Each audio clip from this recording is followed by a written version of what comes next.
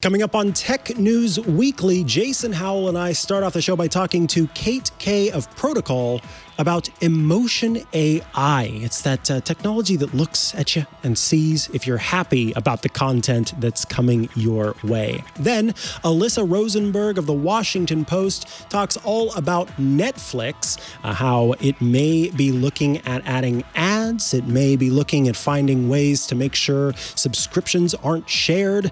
Basically, it's got a lot on its plate and it's trying to make itself more valuable in the process. Then we head into our stories of the week. First, I talk about CNN Plus coming to a close mere weeks after it just got off the ground. And Jason Howell talks about a new social media platform called BeReal. And I reveal that I am already being real, and Jason will soon be joining me. Stay tuned for all of that on Tech News Weekly. Podcasts you love. From people you trust. This is TWiT.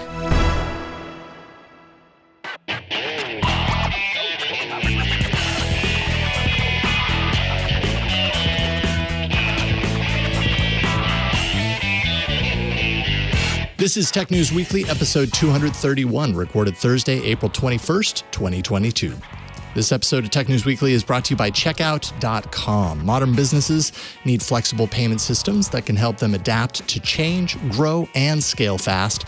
Discover how Checkout.com can help your business thrive at checkout.com/TNW. And by ZipRecruiter. According to research, 90% of employers plan to enhance their employee experience this year.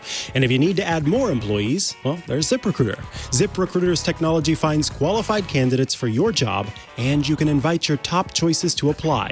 Try ZipRecruiter for free today at ziprecruiter.com/TNW. And by Nureva. Traditional audio conferencing systems can entail lots of components, installation can take days, and you might not get the mic coverage you need. That's complex expensive. But Nureva Audio is easy to install and manage, no technicians required, and you get true full room coverage. That's easy economical. Learn more at nureva.com. Hello and welcome to Tech News Weekly, the show where every week we talk to and about the people making and breaking the tech news. I am one of your hosts, Mikah, Sargent. And I'm the other guy, Jason Howell. And for a full hour, we're going to be talking about Elon Musk, right? No, not at all. Thank He's God. not in this episode at all, I think. In fact, oh no. No. Jason, I'm looking at the emotional sentiment of the audience, and it looks like they're unhappy. They're right tuning now. out because they heard the word Elon Musk. Yeah, Elon and Musk. Yes. Okay, I think we can do something about this. All right. In fact, to talk about emotional AI and sentiment analysis, we are joined today by Protocol's Kaye. Welcome back to the show, Kate. Thank you so much. Glad to be here. Glad to have you. So, I think a lot of people may have heard in passing about, at the very least, sentiment analysis. That's something that's been around for a long time. But there's this new kind of buzzword that's floating around called emotion AI. And one of the places that it was talked about potentially is with Zoom. So I'm hoping that you could start by kind of giving us the lowdown on the sales software that kind of kicked this off. There's a company called Unifor, for example, that makes Q for Sales. Could you tell us about Q for Sales and what it is? Yeah, I think if it would make sense, maybe just a really general overview of what emotion AI is. Yeah, that'd just be great. As a table setting. So like, think of this, and in a sale, if you're using a sales software, you're a sales rep, or maybe you are having an interview with somebody you might hire. There's different types of software that are kind of integrating this emotion AI. It's also called affect AI with an A. And the idea is that it's using your computer camera and incorporating computer vision and facial recognition to capture facial expressions, capture data about the facial expressions of the people you're talking to or who might be in your audience or whatever it is. What it's trying to do is assess the attitudes or the moods, the emotions of the people you want to assess based on their facial expressions. So what this company Unifor is doing, and there's a number of other companies that are incorporating this stuff also for sales, and Zoom might do it. We're not sure, but really what they're trying to do is it's literally real time where let's say you're a sales rep, and the idea is you want to have a better gauge of how your potential customers are responding to, what you're trying to pitch, what you're trying to sell to them. So the idea is you literally have this like little gauge that's in the app that you're using when you're doing a Zoom meeting or whatever with a potential customer. And it's giving you these little, notes about, the engagement level is down. When you mentioned the price, the engagement level went down, or, it seems like the sentiment is high when you mention this particular thing, or so some technologies are doing this in real time. Like I said, some are incorporating this stuff more after the fact, where they might give you some information about, here's what we read about your audience or about your potential customer. So I don't know. Does that give you an idea of how it's used? Okay. Yeah, absolutely. So in this way, this technology is kind of a feedback mechanism for the person who is giving the sale or who is talking to a group of people.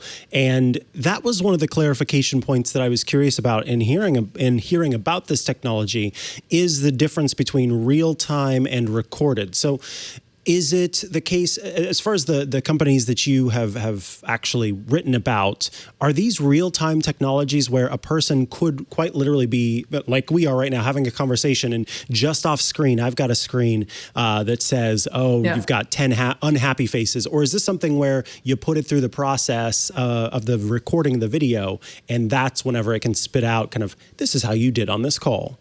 Right. Well, so the technologies I've written about, the couple sales kind of scenarios, and then there's a virtual school product that the idea is to have it be in real time. And it has to, and it needs the record process to be enabled to actually capture the data. Okay. In order to ingest that information and capture it. So that's where the record part comes in. I think that we might see companies, for example, what Zoom is doing today is that just to be clear, Zoom is not integrating emotion AI yet. They told me that they're thinking about doing it. And that has raised a lot of alarm bells among people who don't like this stuff. But what Zoom's doing today is after the fact, after your call with a customer, it's going to give you a report that looks at the things that were said during the meeting, the actual text of the content of the conversation, and then it will give you sort of a report on, what the sentiment was of your potential customers during the call, but after the fact. So there's different ways to implement this. So I do a whole lot of calls and video conference things each week because of the nature of my job. And one thing that I've noticed in myself, and it's something that you briefly talk about in the piece, and I hope you will share a little bit more about, is the way that recording pop-up or that recording button can kind of affect things. Do you think that, do you or do people who've talked about this feel like the fact that it does require at least that recording alert because it's ingesting it, does that skew the results in any way? And are the companies addressing that at all? The companies that are working on this technology, are they addressing the fact that the results may be skewed based on the fact that you see that recording button and you think, okay, it's time to perform. I gotta, whether it's a smile or frown. Well, I'll say I don't know whether the companies that I've reported on are trying to sort of adjust their algorithms to kind of compensate for that. But I'll say that, I spoke to a longtime sales director, business development person about this kind of technology and whether or not she and her team would use it. And she said, it's really off-putting to ask a customer when you're, getting into a sales meeting to have the record button on at all and to ask them to do that. So that's, and not only is it off-putting, but it might, like you said, it might affect how comfortable people feel in terms of being honest or just about how they really feel about something. So that's definitely one side of it from sort of the businessy standpoint. There's another really interesting point to make in the virtual school setting. So I wrote about how Intel has a similar kind of technology that they're going to be testing with a company that does a virtual school software. And that, just having the camera on is almost a social justice issue for students because it takes up a lot of power. And, they might be in a parking lot trying to get on trying to access Wi-Fi or something, or using a mobile hotspot, or maybe they don't want their home to be visible so that's like another whole side of it, where just having to have the camera on, not even just the recording part, but the camera itself is like a big obstacle. And with this software, the Intel's class software, obviously we are not in this case looking at the impact of sales because this is a teaching environment. What is that software aimed at doing? Is it seeing if the students are paying attention? Is it looking for? Is this specific for testing to see if they're cheating? What is the reason that a teacher would enable this technology for its students? Right. So right now what this is a really early relationship that Intel has with a company called Classroom Technologies, which makes software called Class. And so the idea, Intel developed this thing as a teaching tool. They believe that it will help teachers provide more kind of a tutoring one-on-one type approach that they just can't enable if they're even if they're physically in a classroom environment or in a virtual environment. It's tough because there's just so many kids. And so basically what they're saying is, hey, wouldn't it be great if the teacher had an idea that, somebody in the back of the class is expressing that he or she is confused or bored or, whatever it might be. And so that's what they're trying to do with that one. They're definitely trying to use it as a teaching tool. There's absolutely other types of monitoring technologies out there that are all about just monitoring for potential cheating. And so this company Class already has something like that they call Proctor View, where it looks at the desktop of the student and actually can determine what they're doing that way. But that's, that's a separate thing that's already happening. Yeah. Right. Yeah. Now, the big question that I have is a more recent piece that you put out about sentiment analysis and emotion AI, because these two can be conflated in the conversation about them. But you've done a great job of kind of explaining the difference. If people were hearing about these different technologies being used, it would be helpful to have kind of a quick guide on the difference. And they should all go to protocol.com to check out your piece. But could you give us kind of a basic difference between those two technologies and how they're being used? Yeah, there's definitely controversy about whether or not there are distinctions. I and I think other people do see them. And the key distinctions are the type of data that are being employed to, determine in a sentiment analysis standpoint or that kind of an approach. Usually sentiment analysis is looking at text. It's looking at social media posts, for example. That tends to be what advertisers or political campaigns or whatever they might be, restaurants look at they use these sentiment analysis tools with the hope of assessing how people feel about a product or a brand or whatever it might be.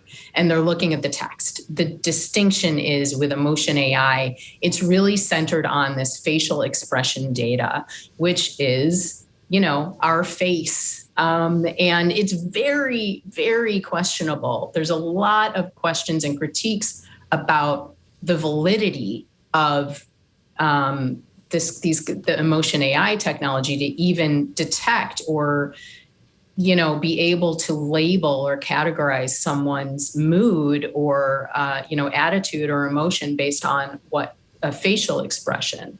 So it's just, in general, there's a lot more heightened concern around emotion AI than there tends to be around sentiment analysis. Got it. And then lastly, I really thought it was great that you linked to a study in the journal Nature. And this study kind of calls into question the validity of using emotional AI as guidance.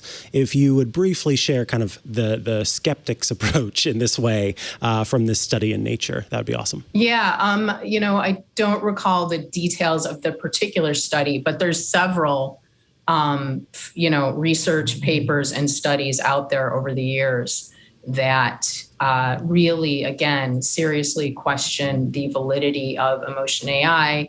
There are concerns regarding cultural distinctions. So people from different cultures might express something on their face in a different way. And if the AI is trained based on data that's maybe just associated with people from a certain place, it might not interpret the expression properly. There's absolutely, just from a foundational level, beyond that, just a lot of questions and concerns about the ability to even detect whether or not someone's feeling something or expressing a certain emotion based on what's on their face or based on their tone of voice, which is another type of data that's used in this stuff.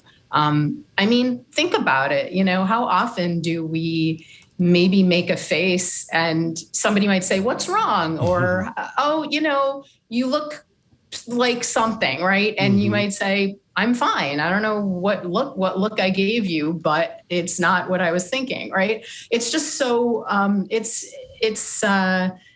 I think, universal that we have expressions on our face that we don't always control. There's a lot of concern also about people who are neurodivergent, who might be autistic, or maybe they even have a facial tic or something. And, the technology might pick up on something inappropriately. So that's another whole side of the concern around it. Absolutely. Well, Kate, I want to thank you so much for joining us today. Of course, folks can head to protocol.com to check out your work. But if they want to follow you online, is there somewhere they can go to do that?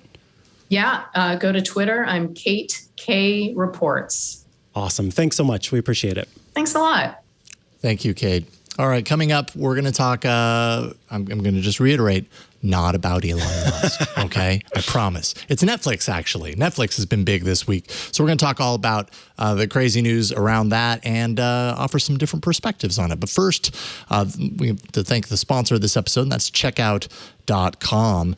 Tech should be groundbreaking. It should promote innovation. We talk about this innovation in technology all the time. Traditional payment systems are also innovating, but they can be heavily layered. They can be disconnected, perceived as a cost center to a business. Modern businesses actually need flexible payment systems that can help them adapt to change, grow, scale fast, along with everybody else. We recently came across a company with technology that approaches payments through a radical new lens. We think you're going to love it. It's checkout.com. Checkout.com is a leading digital global payment solution provider for brands like Grab, Sony, Electronics, Wise, Henkel. Checkout's flexible payments platform is purpose-built with performance, scalability, and speed in mind. It's ideal for businesses who are looking to seamlessly integrate better payment solutions globally. They can work at the global scale. With a dedicated team of local experts spanning 19 offices in 5 continents, Checkout.com offers a strategic partnership to help businesses improve their acceptance rates, optimize their payments performance, and grow their business globally. Checkout.com also exists to enable businesses and their communities to thrive in this digital economy. They deliver innovative payment solutions that are going to flex to your needs, offer valuable insights that help you get smart about your payments performance, and then expertise that you can actually count on as you navigate all of the complexities of this ever-changing digital world. You're going to get with Checkout.com a number of things, but they're going to provide for you local acquiring in multiple geographies. So you're going to get all this global optimization that actually improves authorization rates and lowers costs. You also get a really transparent fee structure. It's clear, it's straightforward, in-depth reporting that gives you visibility no matter where you operate. You get that local expertise that I mentioned earlier. They have dedicated local teams bringing regional, international, and regulatory expertise. This allows you to really navigate market complexities with that confidence that you need. And then finally, strategic partnership. They actually take a collaborative, personalized approach to solving complex problems for their merchants and ecosystem partners. And I'm always looking out for the developers. They've got wonderful APIs that are super easy to implement. So you should definitely check that out and get started as well. Discover how Checkout.com can help your business thrive. All you got to do is go to checkout.com/TNW. Use that URL. That way they know that you heard about it through Tech News Weekly. That's checkout.com/TNW. And we thank Checkout for their support of this show and the TWiT network. All right, I promised Netflix, you're getting Netflix. Netflix took a big hit this week. You probably heard all about it the last couple of days especially. Their first loss in net subscribers in 10 years, perhaps ever. I mean, they've constantly been on this upward trajectory.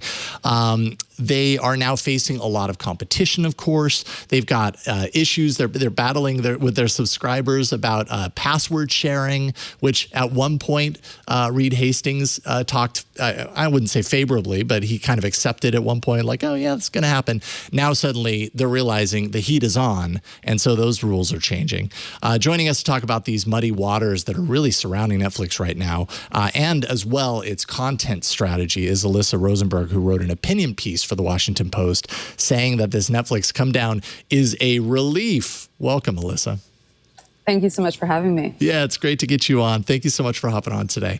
So let's start with a headline, because that's the easy thing to start with, and it's certainly what grabbed my attention. You said that this is a relief. Who might this Netflix downturn actually benefit? I guess explain that thesis around that. Sure.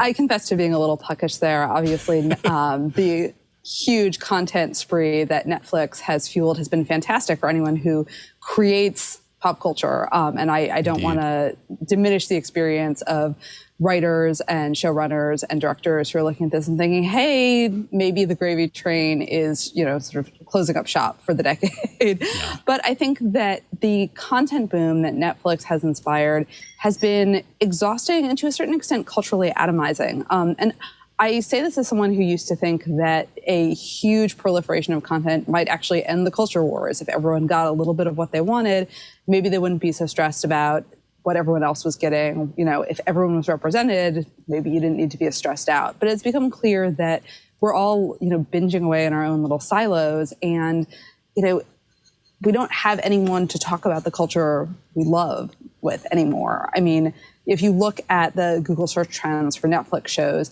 they have incredibly sharp peaks and they just disappear from the cultural conversation. If you look at something like Game of Thrones or, Mad Men, any of the shows that aired weekly during the so-called golden age of television, you would get sort of extended conversations and, more sort of plateaus than, the Alps in terms of search interest.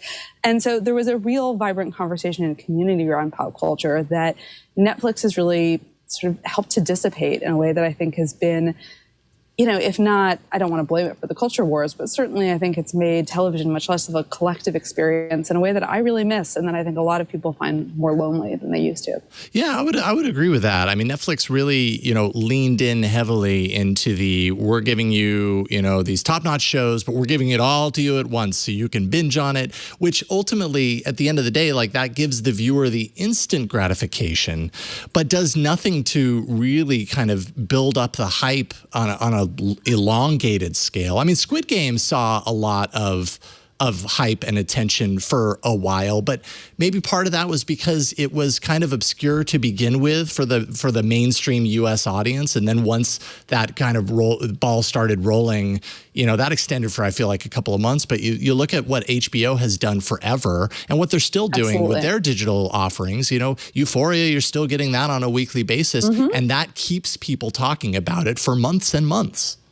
Yeah, and I also think it has an impact on how the people who are making serialized storytelling in particular structure those stories, right? I mean, if you need to, it's a very different thing to make, people joke about TV series being 10-hour movies, but it's very different in terms of how you pace the story if you're making something that you think people are going to watch in 1 or 2 sittings versus something that, they're going to chew over for a week before watching the next installment. I mean, cliffhangers are good. Suspense is good. Having people feel anxious and excited for the next installment of your story is actually a good thing. In terms of engaging with it, in terms of forcing you to pace it and sort of parcel out your story in a way that is actually sort of structurally and narratively sustaining. So I don't love the binge watch as a social phenomenon because, look, we live in a culture where people are incredibly spoiler-averse. I'm not personally, but that's just me.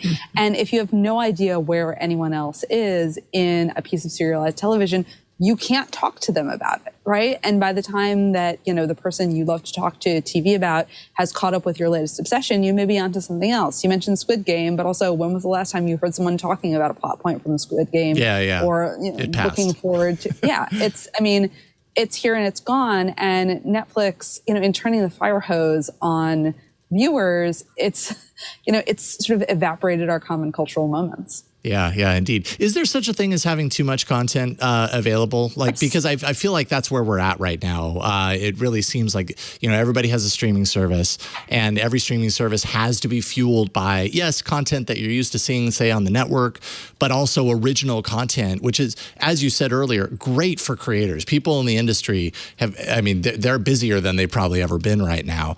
But as a viewer, it makes it really hard to attach to anything because there's always another thing.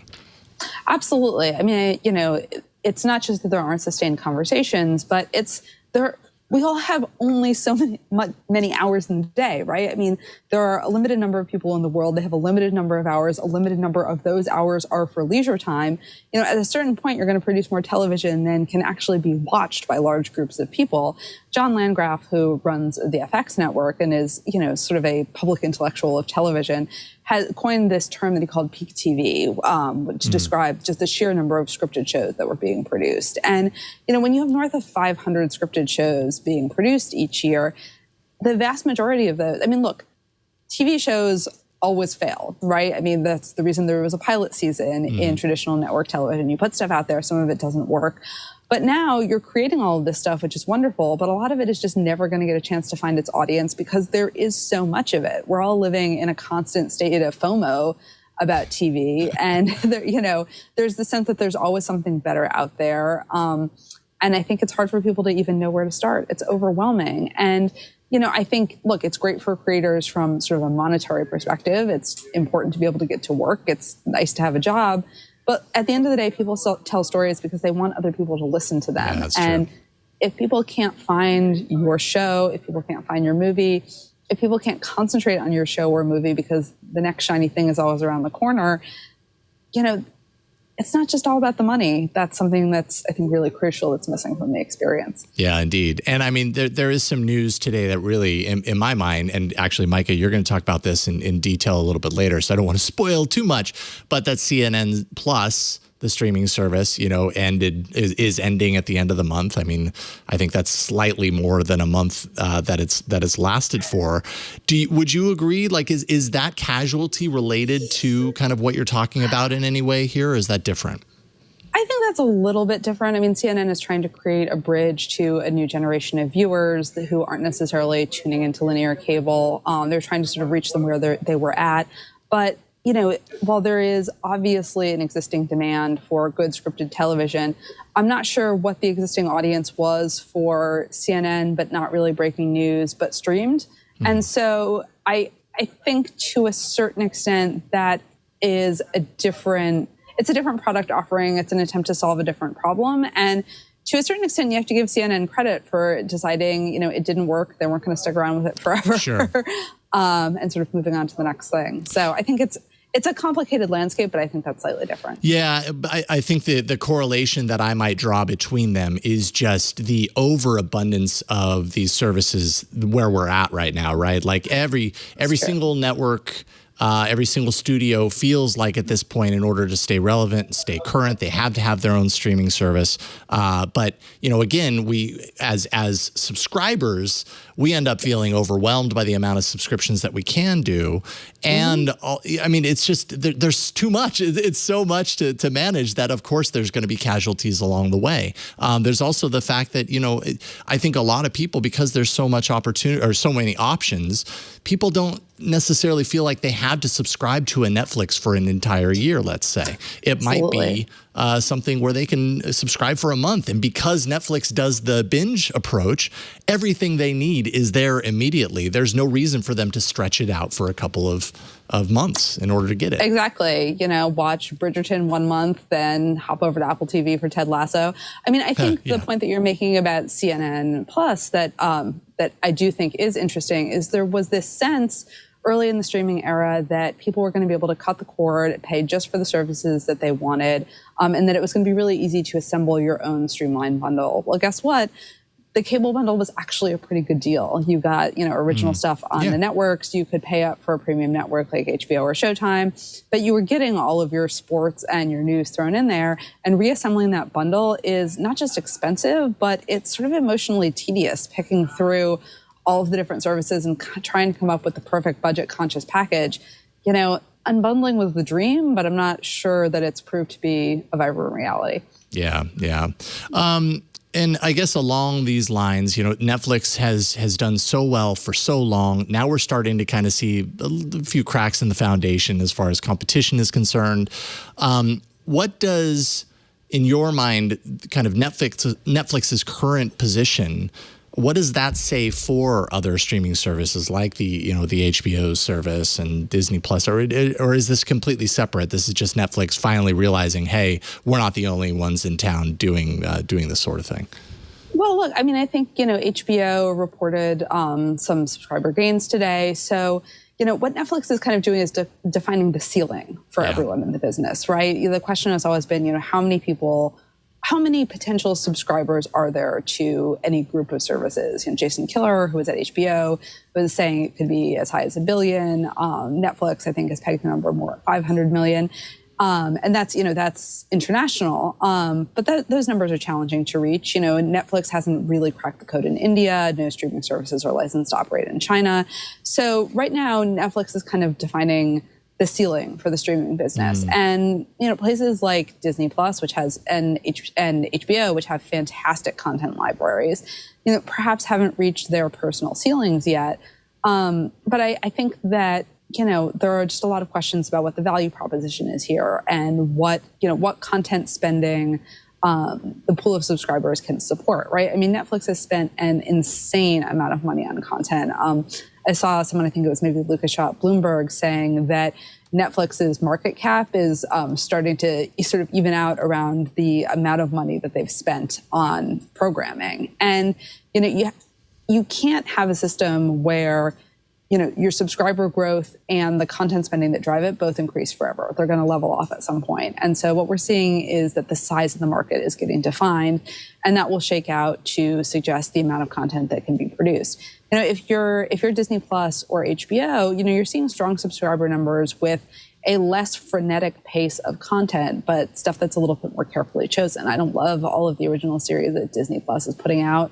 I'm a little burned out on Marvel, and as a huge Star Wars nerd, I am deeply disappointed by the Disney era of Lucasfilm. But they are able to pull in those subscriber numbers with a more selective selection of content. And that, maybe it's encouraging for them to see, okay, the amount of stuff that you need to keep a service afloat isn't, it's a question of quality, not quantity. And I think, Netflix was trying to replace a licensed library from someplace else.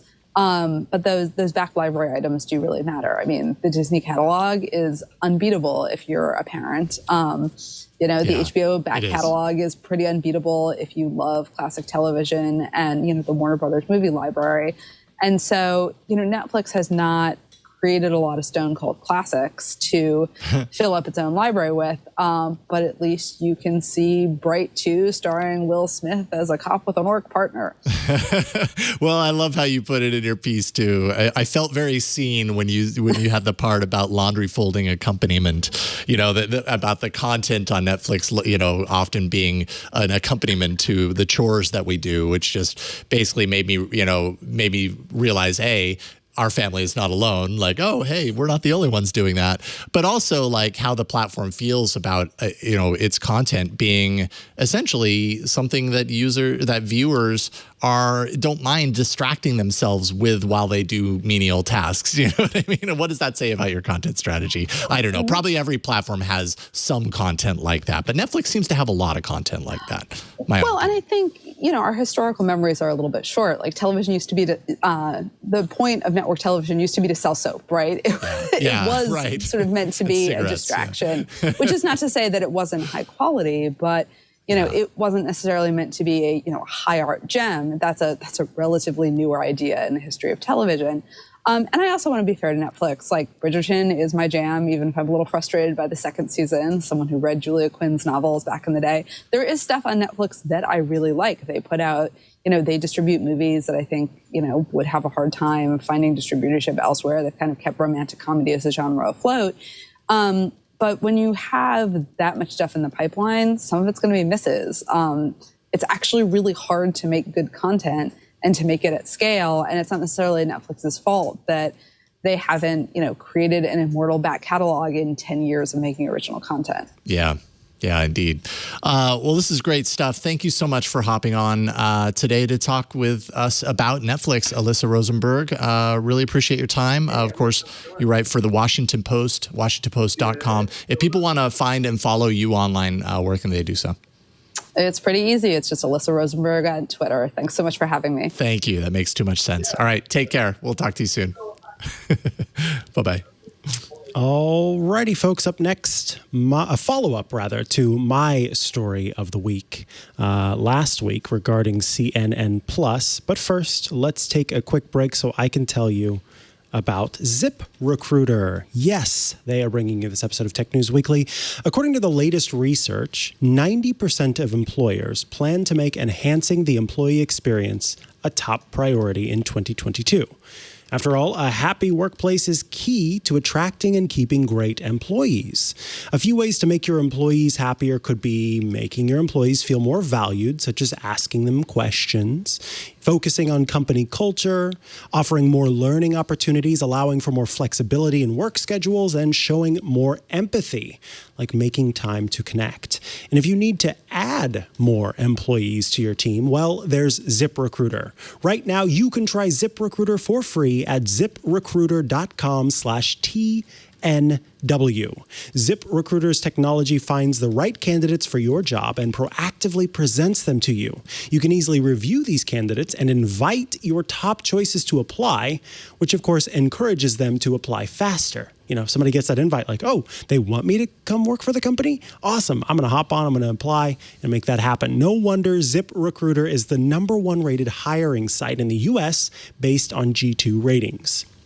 So hire the right employees with ZipRecruiter. Try it for free at this exclusive web address, ZipRecruiter.com/TNW. That's ZipRecruiter.com/TNW. And of course, our thanks to ZipRecruiter for sponsoring this week's episode of Tech News Weekly. All right, so I was talking last week about CNN+ and how folks were a little bit kind of concerned that CNN+ was not doing so well, that the subscribers were not doing well, etc. But it looks like things are a little bit more interesting than we thought because, so CNN Plus, it launched just a few weeks ago, right? And there was reportedly about $300 million put into this service. And I heard actually after the show from some folks who had CNN Plus and who had used it and were saying like, yeah, I just don't get it. I don't know what the point of it is. Why do I have this? What does it provide me? I can get these things through other means. And it seems like Discovery, well, I should call it Warner Bros. Discovery because that is the company overhead of CNN, feels the same way because shortly after that acquisition or that finally combined acquisition that took place, it appears that CNN Plus is going to be shut down. This is according to an Axios report.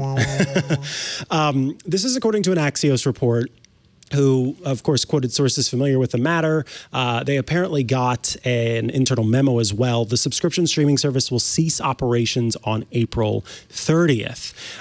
The memo says that basically the streaming market's super complex and this CNN Plus thing is not providing what we need it to.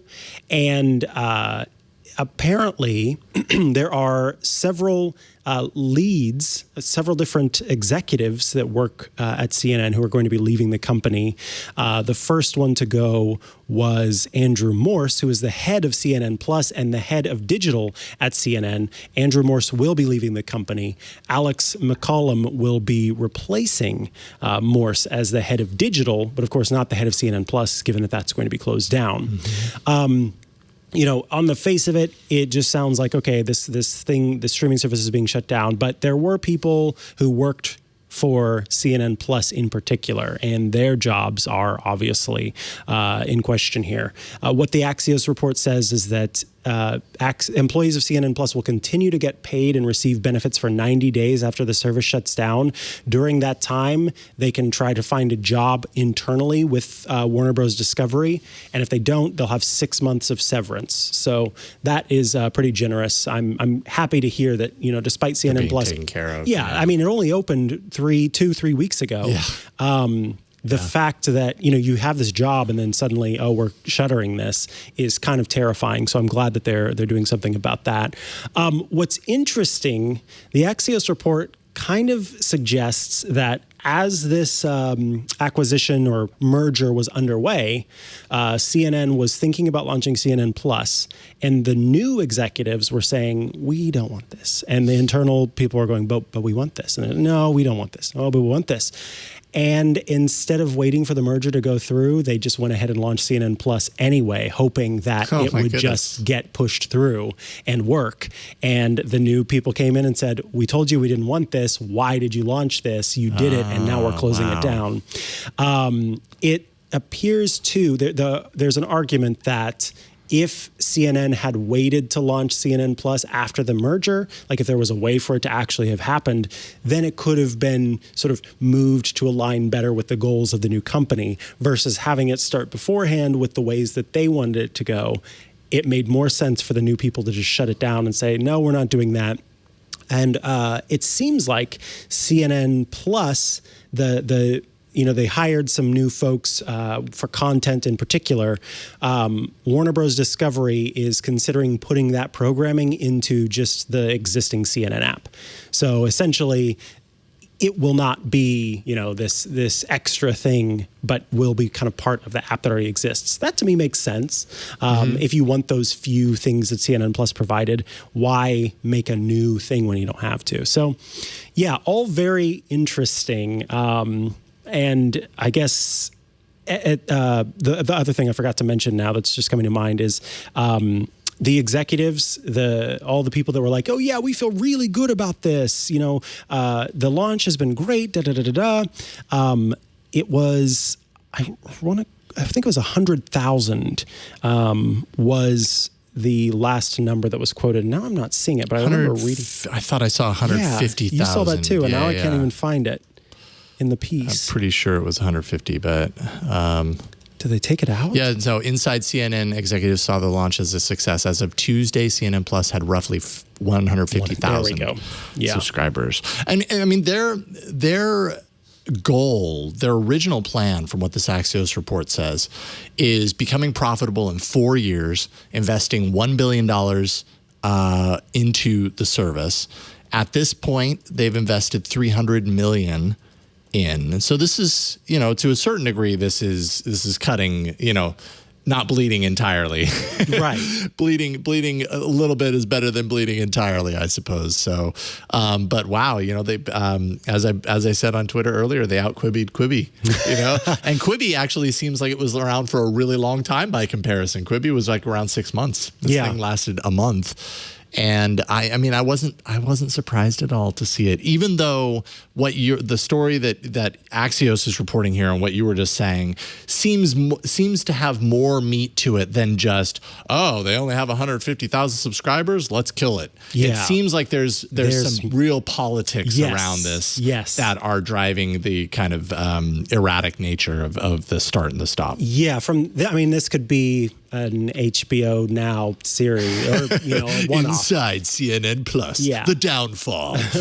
Because it does seem like there were people kind of playing chicken with each other. Yeah, that's interesting.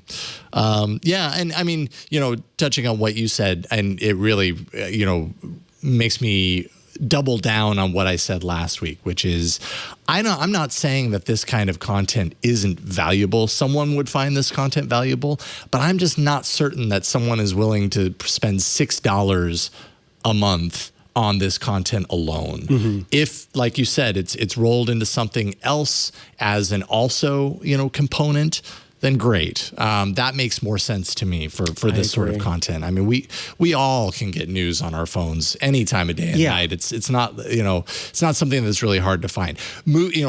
Original movies and original music and those things maybe have a little bit more value because we aren't drowning in it from all directions. But news, I feel like news comes easy. Yeah, if I'm up to my shoulders in water and someone's selling a subscription to water, I'm going, I don't really need that. Yeah.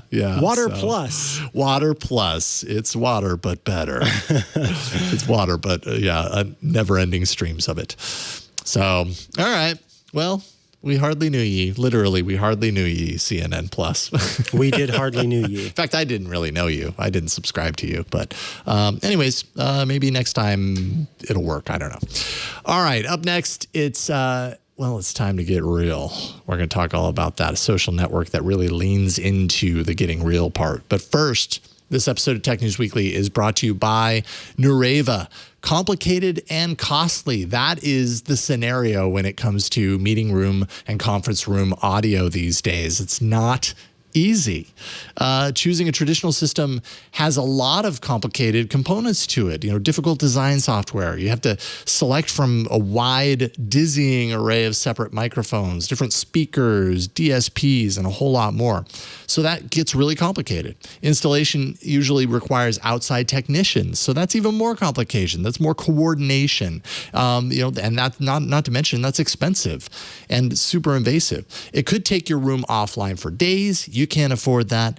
The industry in this case was primed for some type of a major leap forward in technology and innovation that had transformed and simplified other sectors. And Nureva is that technology, made that leap when they created the revolutionary microphone mist technology. This is actually a patented technology. It's just one or two integrated microphone and speaker bars. That's all that's needed. It fills a room with thousands of virtual microphones. Really cool stuff. So as a result, you get no dead zones. Everyone can be heard anywhere they happen to be in the room. Meeting and class participants don't have to have a special way or a special place that they have to be in order to be heard by the people on the other end of the call. They can simply talk and move naturally throughout the space and still be heard by remote participants. It's wicked smart at knowing what the right audio is to pass through and to make it sound as good as it possibly can. Thanks to continuous auto calibration, your rooms are instantly and always ready with optimized audio. It also isn't going to require an outside technician to come in and install this. If you've installed a speaker bar, you have what it takes to install the Nureva audio system. They've simplified management as well. Nureva Console actually gives IT the power to monitor, manage, and adjust their system from anywhere you happen to be. No need for IT to go from room to room physically. It can all be done virtually. So ask yourself if you want to go with a costly and complicated traditional system that you're used to using, that you're used to being disappointed with, or you can make the leap to simple and economical Nureva. Learn more at Nureva.com. That's Nureva, Nureva.com. Check it out for yourself. We know you're going to be impressed by it, and we thank Nureva for their support of Tech News Weekly. All right. So my story of the week, actually, the story that I've linked to is an older story. It's from last month. But the reason I'm talking about it today is because this week, it seems like the rest of the tech writing press has caught on.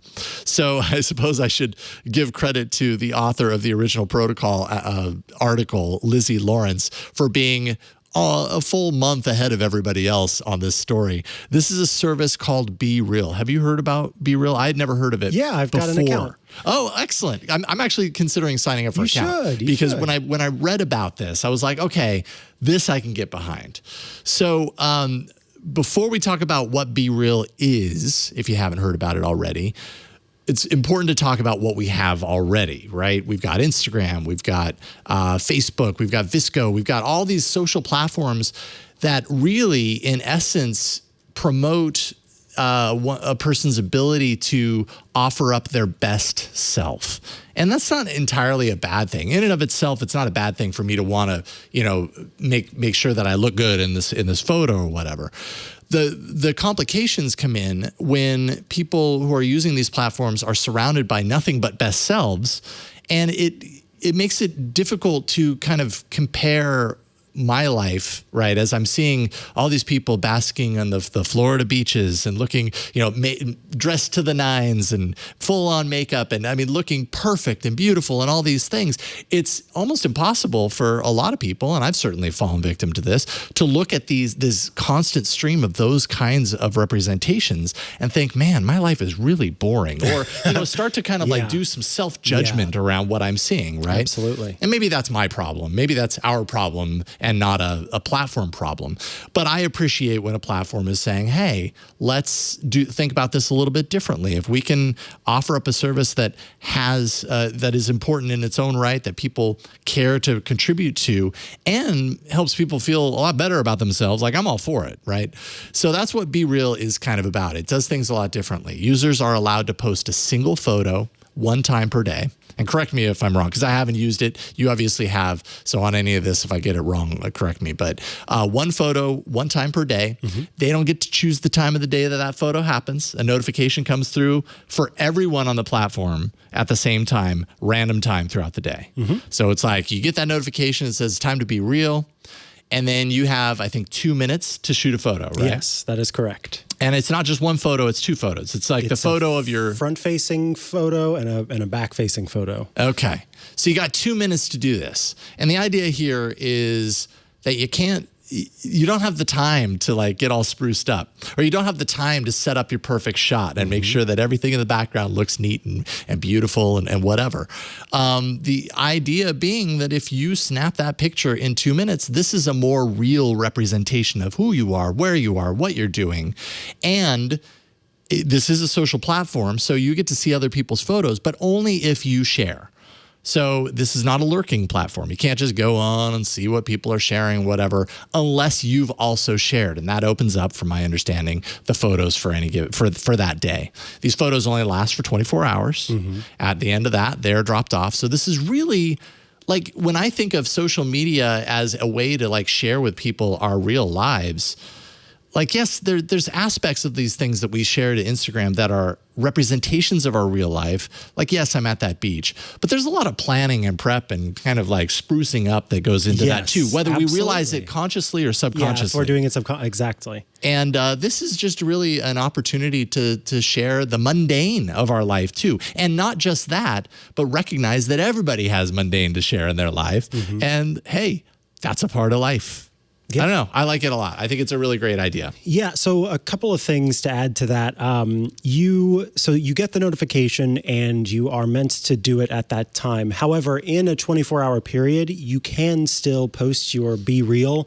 Once you tap to do it, you only have 2 minutes to take the photo, and they will shame you, so to speak. They'll tell you that you, if you like your friends who have posted, it'll say they posted this late. Okay. And so, for example, well, I don't have an example of this because Megan and I both posted our former co-host of the show, Megan Maroney. She and I posted ours within the time frame. And so mine, I happened to be sitting at my computer setting up Time Machine on it. And so it's just a photo of the Time Machine window and then me kind of looking in the background. But what's interesting is, so when I first got this, because Megan Maroney was actually the one, the reason why I ended up getting it, because I saw her talking about it and I was like, okay, fine, I'll get this stinking thing. And it was kind of fun. But what ended up happening was I didn't realize that it took 2 photos. I thought it just took a photo. And so my first photo of me, I just look ridiculous. And I'm like, well, I got to post it. I'm supposed to be real. And she thought that was hilarious. And just the other day, we happened to be in Target at the same time. Oh, no way. And I got the notification to BeReal. And so I ended up taking a photo of Megan with me in the background. That's great. Yeah. Oh, that's so cool. I love it. Yeah, so that can be kind of fun. On occasion, and I like that they do this, the ability to post late, because there was one time when I was asleep, because I'd gone to bed super early, because sometimes I'm an old man, and I happened to wake up in the middle of the night for whatever reason, and I saw it, and so I posted one completely in the dark that was like, oh, I had fallen asleep earlier.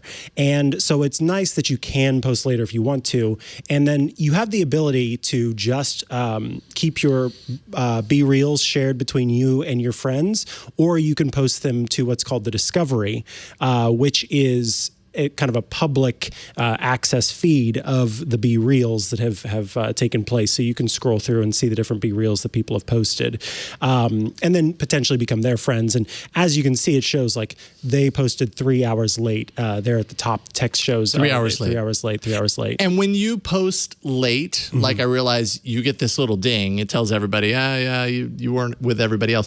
Does that still open up your ability to see everybody else's? Yes. It does. Okay. Yeah. As long as everyone is posted and everything like that, then you can still see everyone else's. Okay. But again, once you tap to do your BeReal, a timer starts at the top, 2 minutes, 1:59, 1:58, 1:57, 1:56. And if you miss it, you miss it. And if you miss it, you miss it. So it still has that sense of urgency, even if you post late.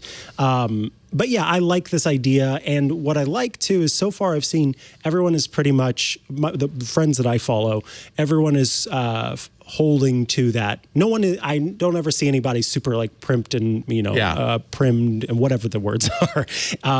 I kind of appreciate that it is everyone's being real. Yeah. And is holding to that. So yeah, it's a lot of fun. I think everybody should join BeReal. Yeah, there's no likes on the platform. That's also another aspect of it, right? But there are. There's a fantastic thing. I'm trying to remember what they call them. Oh, a real emoji. So a real emoji is it's kind of a reaction. There's a thumbs up, there's a smiley face, there's a surprised face, there's a like straight lined face, there's upset face, and a crying laughing face.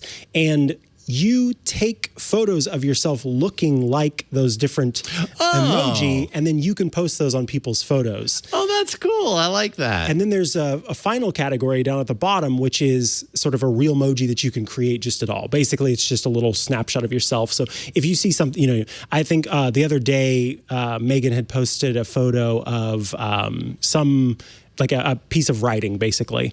And so I did kind of that emoji where you're scratching your chin, kind of thinking about a thing. So you can do a fun one just in that spot. So I really like the real emoji. Those are a lot of fun. Yeah. So anyway, it's a pretty fun little app to use. Right on. Yeah, and apparently it's taken off like crazy in college campuses and everything right now. There are lots of Utes on it for sure. A lot of Utes. But anyways, I really like the idea behind this, so I think we're going to install it, and especially now that I know that you and Megan are on. I have no idea what other friends might be hiding on this service, but yeah, I'm curious about that.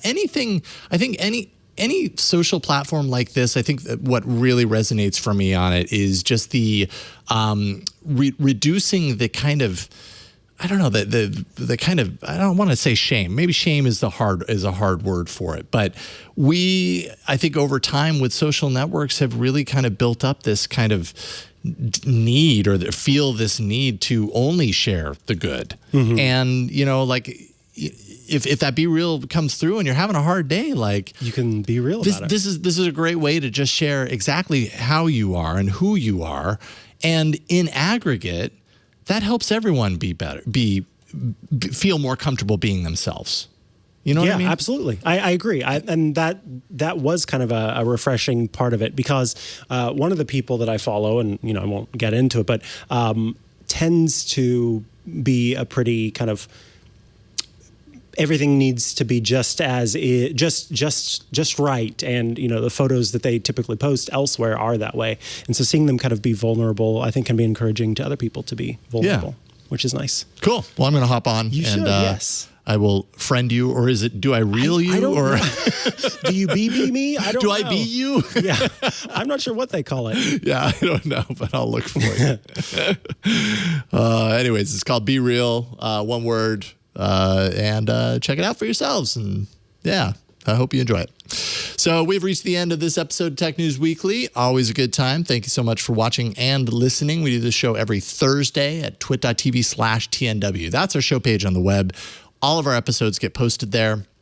But you also have links to subscribe to the show in audio and video formats in any podcatcher of your choosing. Also jumping out to YouTube and subscribing there as well. twit.tv/TNW. Also, if you'd like to get all of our shows ad-free, well, we've got a great way to do that. You can check out Club Twit at twit.tv/clubtwit. For $7 a month, you get quite a few goodies. You get every single one of Twit's shows ad-free. That includes This Week in Space and the Untitled Linux Show, as well as access to the members-only Twit Plus bonus feed. That is an RSS feed that has extra content you won't find elsewhere, including some of the Club Twit events, like a recent AMA, or I think it might be an upcoming AMA with Jeff Jarvis. In any case, that'll be on there as soon as it posts, and access to the members-only Discord server. That's a place you can go to chat with your fellow Club Twit members, but also those of us here at Twit. Rosemary Orchard, my co-host on iOS Today, is one of the most active folks from Twit on the platform, and it's a great place to go to check all of that out. twit.tv/clubtwit, $7 a month. I've also heard more and more people, feedback from more and more people who are subscribing using Apple Podcasts. Yes, you too can do that. In Apple Podcasts, you look up Tech News Weekly, you find the audio version of this show, and there will be a button you can tap for $2.99 a month to subscribe, and you'll get the ad-free version of the audio feed right there in your Apple Podcasts application. If you want to tweet at me or follow me online, I'm at Mikah Sargent on many a social media network. You can head to chihuahua.coffee, CHIHUAHUA.coffee, where all of those links are. I should add my BeReal link there now.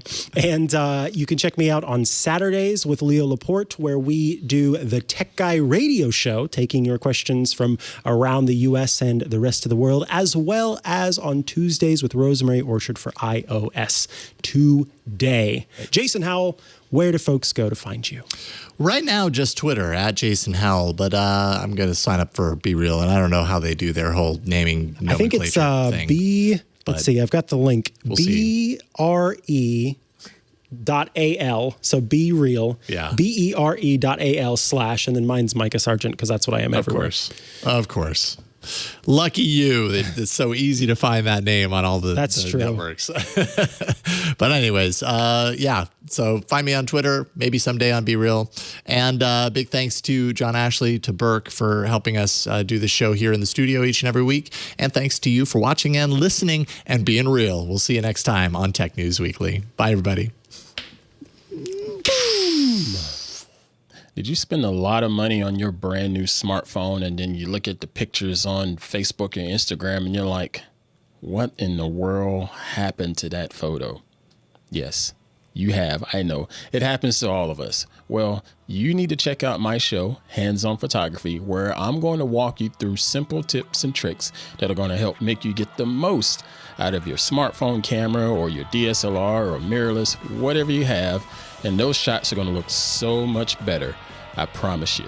So make sure you're tuning in to twit.tv/hop for Hands On Photography to find out more.